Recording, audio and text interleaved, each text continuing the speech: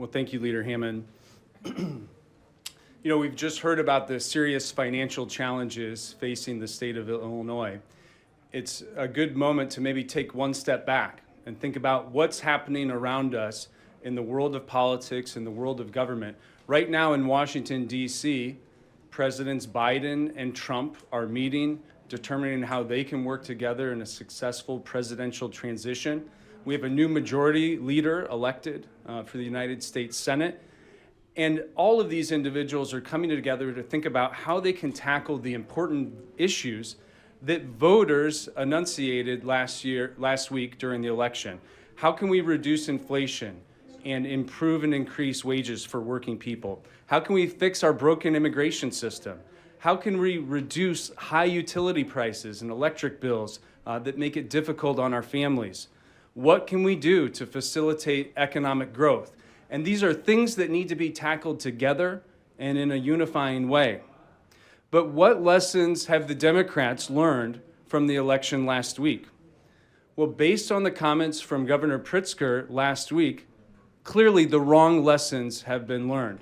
Remember, this is the same governor that came to the House floor, pointed at Republicans and called them all carnival barkers and doom grifters.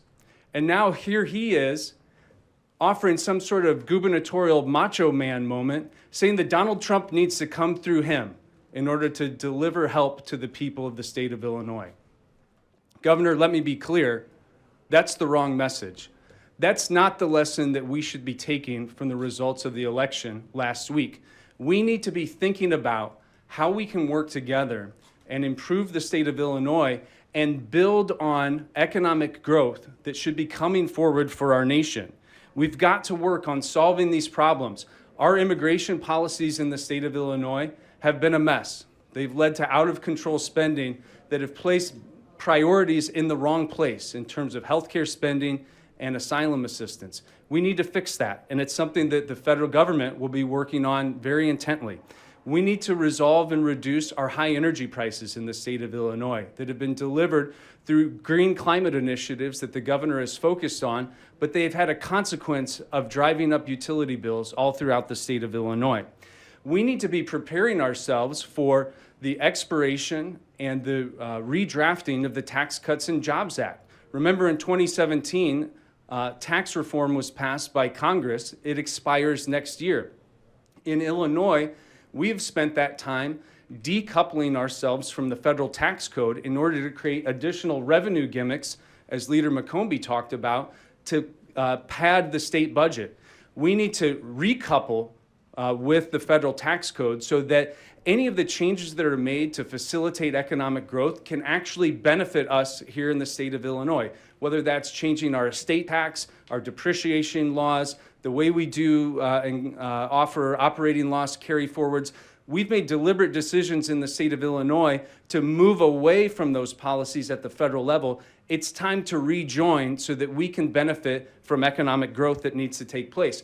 And if I were Governor Pritzker, I would be reaching out to President Trump saying, how can we work to restore our SALT deductions for the state of Illinois that could provide property tax assistance, which is repeatedly one of the main issues that we hear about again and again from our constituents.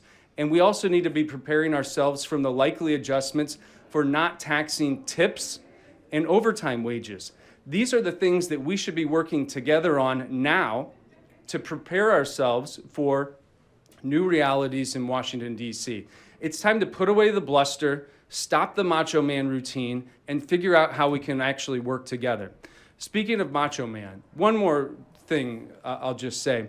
We have heard from the last several years and watched as a systematic disenfranchisement of Republican districts has taken place in the Illinois General Assembly. Taxpayer projects are being bestowed only to gerrymandered Democratic districts, and important infrastructure needs and other priorities are not being met because Democrats work to deliver the worst gerrymandering in the country. That's wrong. That's got to stop.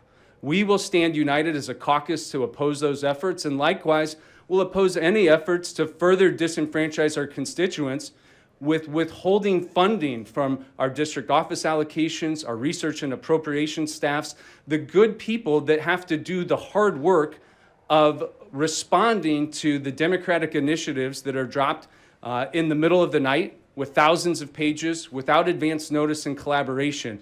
These dollars are very important, and the preservation of parity in those funds is critical to making sure that all people are represented equal in the state of Illinois. Let's learn the lessons from the election and figure out how we can work together in a fair way.